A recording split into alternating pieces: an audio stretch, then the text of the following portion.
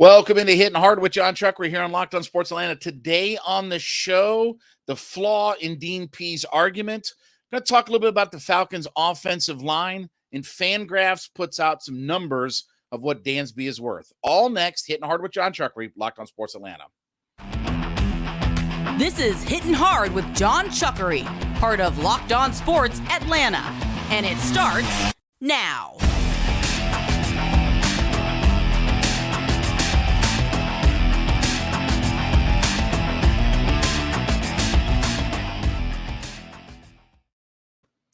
Hittin Hard is brought to you by Bet Online. We ask you to head to youtube.com, put Locked On Sports Atlanta into your search browser. When you find our page, hit that subscribe button, leave us a comment. We are free and available on all of your favorite podcast platforms, including Spotify and Odyssey.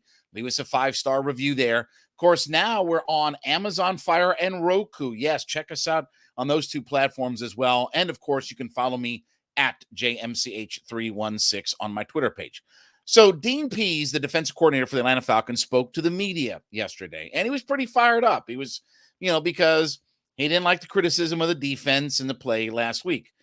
One of the things that he brought up, though, in his press conference is he talked about, we gave up 20 points, so where would that put us? If we only gave up 20 points a game, where would that put us in scoring? And then he asked the media, and they didn't know. He's like, well, I already know. It'd be 12th in scoring, okay? And I get that. And what he was aggravated about is people weren't complimenting his defense enough for what they're doing in the growth and things like that. But this is the flaw. And this is what we have to work with, okay? Yes, if they give up, let's just say 3 touchdowns, that's 20 points. Yes, if you give up 3 touchdowns a game, that's not a terrible number. Where the flaw is that that's also what this offense scores per game. We're a 3 touchdown a game scoring offense. They're a 3 touchdown a game giving up defense. Something has to give. And what did we talk about at the very beginning of the week? That there are 4 to 6 plays in an NFL game that decide whether you win or whether you lose. The Falcons are not going to go out and beat everybody 42-13 every week. And they're not going to go out and lose every week 35-10. They're going to score 3 touchdowns. They're going to give up 3 touchdowns. So what's the difference in winning? Here's a perfect example, okay? I know a lot of people are frustrated about what happened with Taquan Graham and the fumble and all that, right? And yeah, it sucked, okay? But here's what's worse. And this is where I also disagreed with Pees, because he talked about, we didn't give up explosive plays. And he asked our buddy Mike Rothstein, what do you consider explosive plays? We consider them 30 yards. Okay, 30-yard plays in the NFL are very hard to come by, okay? Anything over 20 yards is big plays in the NFL. But here's the problem, right? So when the Chargers started, when they ran that play that Graham picked up the fumble, they were on their 21-yard line, okay? They run the play, Graham picks up the fumble, runs it to the 42 or 43, whatever it was, fumbles, and that's where the Chargers recover, right? So now the Chargers have first down, and they're at the the Falcons' 43-yard line. Here's the problem. The very first play, you give up 22 yards. So literally, they are in one play right back to where they were before the Taquan Graham fumble. Literally one play. That's where the games start to get won and lost. And again, it's not just that one play. You miss a field goal here. You get the ball stripped at, near the goal line for Drake London. You overthrow your unicorn. See, I'm doing that in quotes. Unicorn. You overthrow him multiple times. 1, 2, 3, 4, 5, 6. There's the plays that decide on winning the football game or not. And so, okay, at the 43, they're not in field goal position, right? They're not kicking a 60-yard field goal.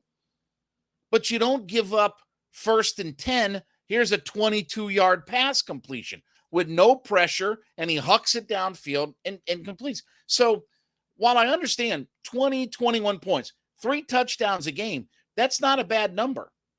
That's not a bad number. That's not where they're at. That's not what they statistically are. Statistically, they give up 25 points a game. But let's go off what Dean P said. If we hold everybody to 20 points a game, 21 points would be 12th in the league in scoring. I get all that. But you're also a 3-touchdown a game offense. So if you're 3-touchdown here, let's do some simple math. You score 21 a game, you give up 21 a game. That's a 0.4 points against, right? Well, unless you plan on tying every game, you're going to go 0-17. You're either going to win or lose some of those games because it'll be 24-21, you'll win. It'll be 24-21, you lose or whatever. But those 4, 5, 6 plays are what the difference is. And if you can sack Justin Herbert on a play where you make it 3rd and 17 and they only pick up 10 and they have to punt instead of it's 3rd and 9 and they convert, and you know what I mean? Like there are little nuanced things.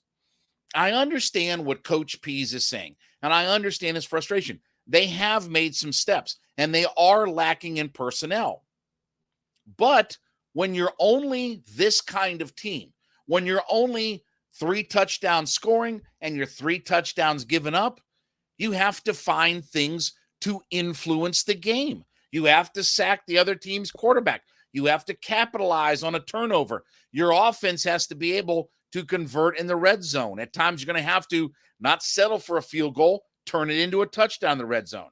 There are things that the offense and defense both have to do.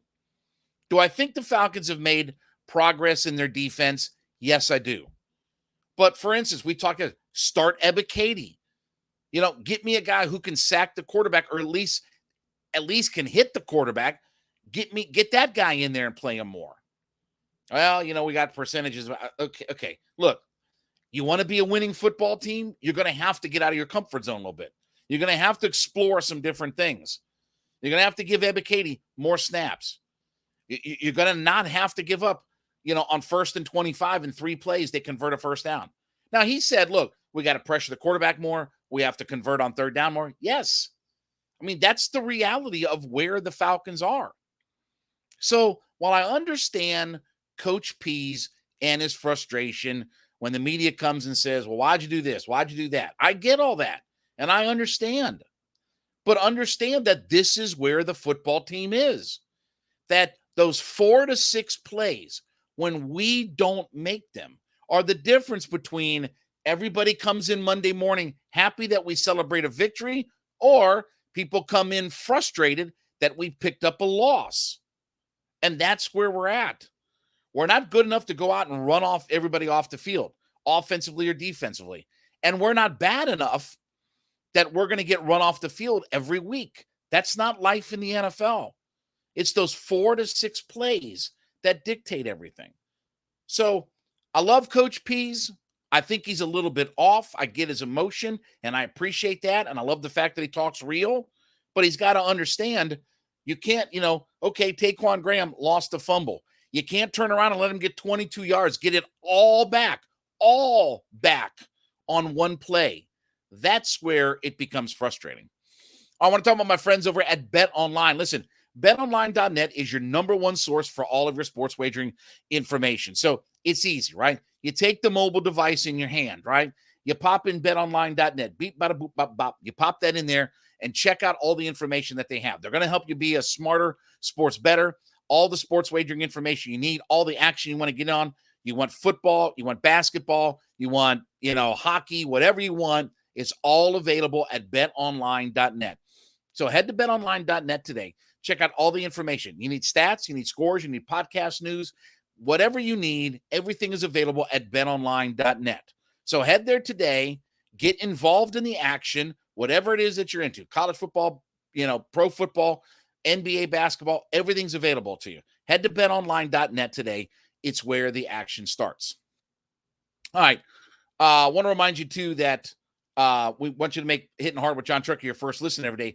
Make sure you make our Locked On Sports Today podcast your second listen every day. Listen, all of the big stories of the day, instant reactions, big game recaps, and the take of the day is available to you. You can find it for free on the Odyssey app, YouTube, wherever you get your podcast from. Check out Locked On Sports today in that podcast. So let's talk a little bit about the offensive line for the Atlanta Falcons. I just have some random thoughts that I want to kind of talk about, okay? Pro Football Focus rankings this week, the Falcons come in 8th overall. That's one spot up that they moved. So they'd been 8th for a lot of the season. They moved up one spot. They're now, I think it's the 3rd or 4th best run blocking offensive line. They also are, and I know this is not the fun narrative. Oh, they can't protect Mariota, and that's why we can't throw and all this. Okay, they're 13th in the NFL in pass efficiency. In pass block efficiency, they are 13th in the NFL. That's more than enough. Okay, they pass block well enough that Mariota can overthrow everybody we got on the team. He's got plenty of time to overthrow everybody. So they pass block well enough for all that. So their pass blocking is not a problem. Okay.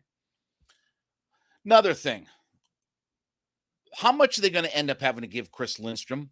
If you look at some of the contracts that guards in the NFL get, is he going to get the Quentin Nelson $20 million a year? No. But look right now at a guy like Wyatt Teller, who grades out and is arguably one of the 3 best interior offensive linemen in the league, okay? He got last year 4 years, $56.8 million, $14.2 million per year average, AAV, $14.2 million. Can Lindstrom be in that range? You darn right he can. He can be a $13-14 million offensive lineman very easily. Now, I bring this up for this reason, okay? Everybody loves to throw around these faux numbers. Oh, we're going to have $100 million of cap space. No, you're really not. You're going to have about $70 million when all is said and done. And don't forget, you have things like Jake Matthews' cap number for next year is basically twice as much as it will be in any other year of his extension. They loaded up next year specifically to give them relief for the rest of the year of the length of his contract.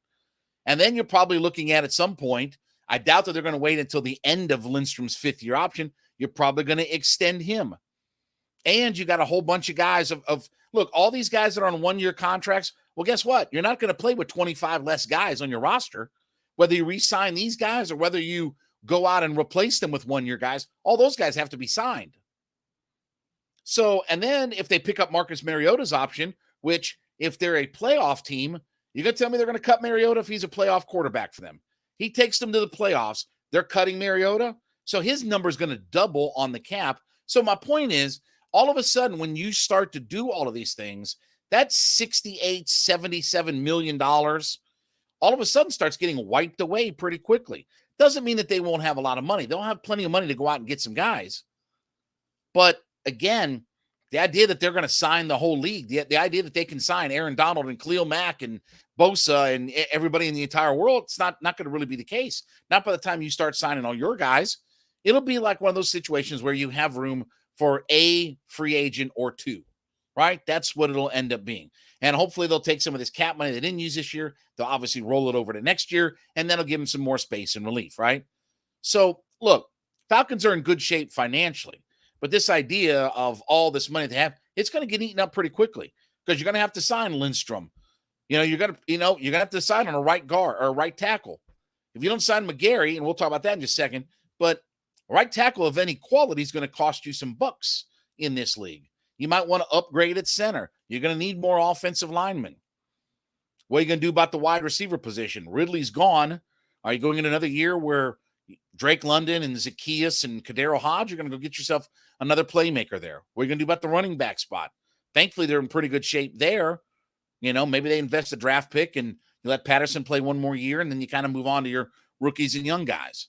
But there are decisions that are going to have to be made for this team and what they're going to decide on. Lindstrom's going to be very interesting because he's played his way into a top-flight contract for an offensive lineman. He's played his way into maybe not Quentin Nelson $20 million a year money, but he's played his way into $14 million a year, I can tell you that. The guy that's very interesting is Kaleb McGary, who has definitely had a better year this year, maybe his best year as a pro. But, as I dive into some of his numbers, okay, and you look at where his numbers are this year. First off, his overall grade this year is the highest that it's been in his career. The thing I think was interesting is when you look at his pass blocking grade numbers, okay? The games that he is really struggling. For instance, last week he was terrific, an 81, okay? But look at some of the grades, look at some of the teams where he struggled. He struggled mightily against the Rams, 41.2. He struggled a lot against the San Francisco 49ers, 50.4. He also struggled mightily against Cincinnati. Remember the Trey Hendrickson sack? 54.6. So my point is, he still has struggles when they face top-flight pass rushers. You know, he didn't do too badly against the Browns, but there's no Clowney and no Myles Garrett in that game. You know, when he's not up against top-tier pass rushers, he's been able to hold his own. His run-blocking grades have been good this year, and everything that you could ask for, all of it. You know, like I said, his overall grade has been pretty good. You know, he's last week he graded out at a 91.6 overall. He had the highest Pro Football Focus grade that of any Falcon this past week, 94 in the run blocking game. So he's done some good things. It does make me wonder about whether or not they are going to consider signing him to an extension in the offseason. Remember, he is a free agent. They didn't pick up his fifth-year option. So unlike Lindstrom, who'll be back on a fifth-year option, but you got to think about extending him, are they going to offer Kaleb McGary a contract? I wouldn't be surprised, and we're talking about this now. I know we got a long way to go, but we're going to put this nugget into your head. I'm not going to be surprised if they don't offer Kaleb McGary a contract, because here's what we do know. And again, let me say this. Well, let me give you some. I think they're going to offer McGary a contract at season's end.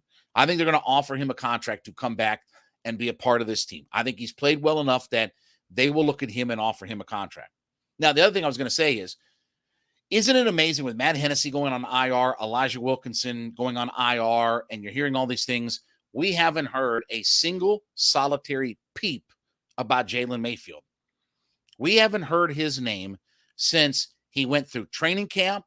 He got banged up a little bit here and there, played in the preseason, and then all of a sudden, when it came time for the first 53-man roster, and he made the roster, but immediately went on IR. And he was on IR going into week 1 of the season. We haven't heard a peep. Did he have reconstructive back surgery? Like, what has he had? We haven't heard a word out of him. For a team that has no interior offensive lineman to speak of, we have 2 guys that are on IR that are 2 starters have been on IR. The guy who started all 17 games last year, we haven't heard a peep. Well, he's on IR. He's been hurt. He's been hurt for a half a year? Is that what you're selling me on? He's been hurt for an entire half a season? 9 weeks? Again, did he have reconstructive back surgery? I'll say it again. He will get a shot to start next year. And if he can't start, he'll be Marlon Davidson. They'll cut him. His time and future with the Falcons as a third-round pick last year is going to be very close to ending. He'll either win the left guard starting job next year, or he's going to be Marlon Davidson, cut and released. Just kind of is what it is for all of this stuff. Again, remind you to make Locked On Sports Today your second listen every day. Takes of the day, the biggest stories of the day, instant reactions. Check out Locked On Sports Today podcast. It's available on Odyssey, the YouTube app, anywhere you get your podcast from. Check us out there as well. Looking at FanGraphs, they put out their top 50 free agents in Major League Baseball, right? Well, we know Dansby Swanson is a top-tier free agent. And looking through their list, Aaron Judge, okay, Jacob deGrom, who's now available, all this, that, and the other, right? So Dansby in their top 50 came in at number 8, right? This is what I think is interesting, is they started putting values on these guys and what potential contracts would look like. So for Dansby Swanson, what they project out is what his contract estimate is based on age and all the different metrics and all the good kind of stuff, right? 6 years, $140 million, okay? 6 for 140. So that comes out to an AAV of $23.3 million per year. Now, let's talk about the pros and cons of all this, right? The cons. One is you're going to have a guy signed under contract till he's 35 years old because he's 29 now. So he's going to be in his mid 30s at the end of this deal where, okay, how many good years are we going to get at 33, 34, 35 years old, right? Also, can he replicate? How many more times can he replicate this past season? How many more times can he replicate 25 homers, 99 runs scored, 96 RBI, getting on base?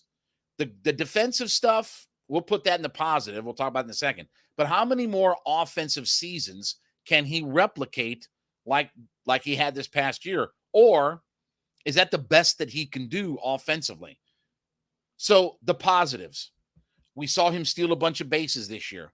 Hopefully that trend continues. His defense isn't going anywhere. He's finally got the Gold Glove. He was robbed in 2020 of the Gold Glove. He finally won it this year, as we told you months in advance would happen. Now he's an elite level shortstop. That will stay with him for a while. The offense, look, he's going to hit for power. He's going to drive in runs. And depending on what the future of where do you hit Michael Harris, maybe Dansby goes into a more run-producing role. Maybe he comes out of that number 2 hole as they get more comfortable with Michael Harris, and you've got Ronnie and Michael Harris at the top, and you move Dansby into maybe a 5-6 spot. I think Riley's going to be your 3 hitter, but I could see them rolling with Michael Harris in either the 2 or 3 spot. And Riley either hits 3 or 4. So where he hits in the future, I think they'd like to keep him at 2, but Michael Harris may bring him down into a run-producing role. And then obviously, with Ozzie coming back, a lot of things to figure out about there. Look, this is a first world problem, right? So can he replicate what he did last year? Maybe not as often, but certainly he's in line to have a few more good offensive seasons. If I'm the general manager, would I give Dansby 6 for 140? Yes, I would. First off, he plays the most important defensive position on the diamond. Okay? Let's be realistic. Shortstop's the most important place you can play. The shift is going away, so you need a guy who can give you good range all over the infield.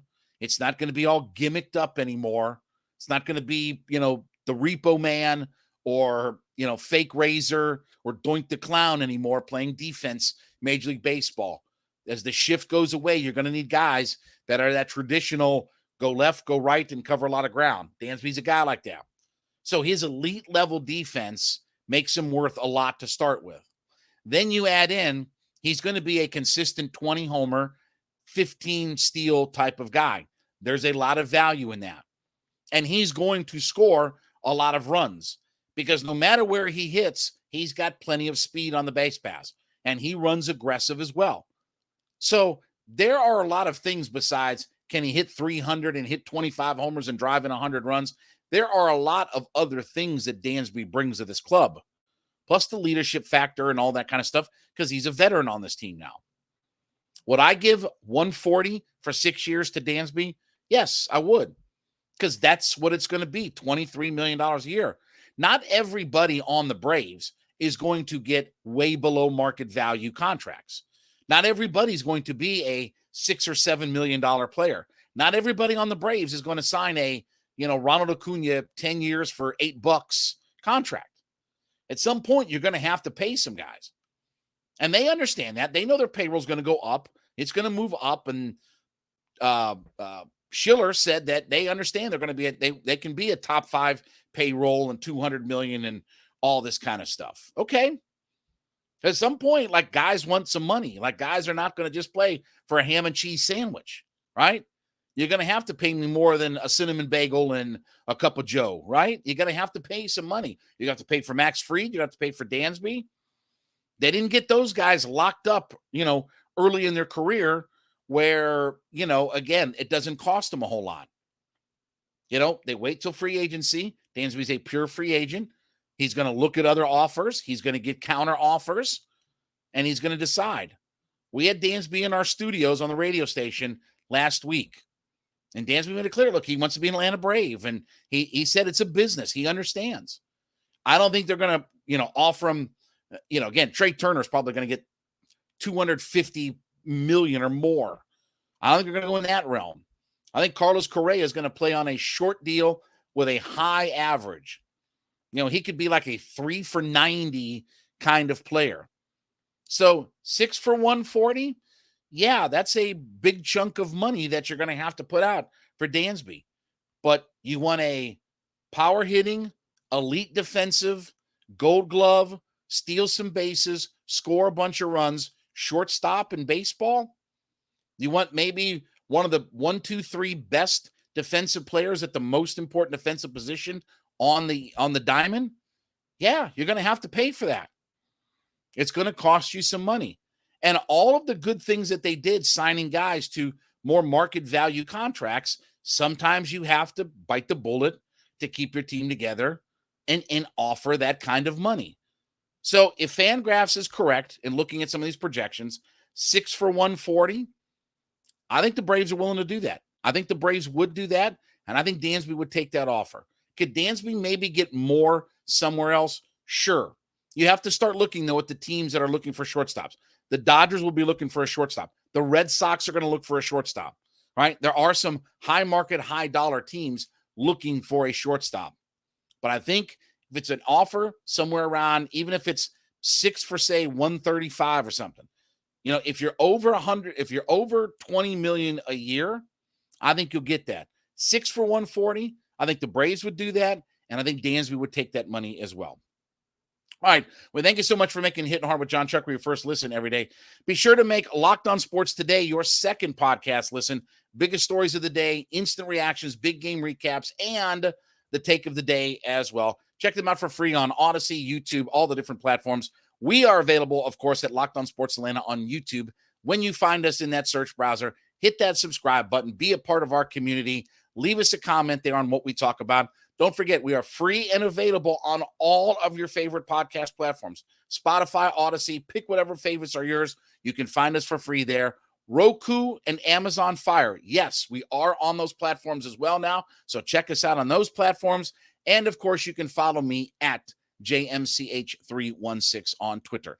We will be back tomorrow. We're going to preview Falcons and Panthers. This has been Hittin' Hard with Jon Chuckery, Locked On Sports Atlanta.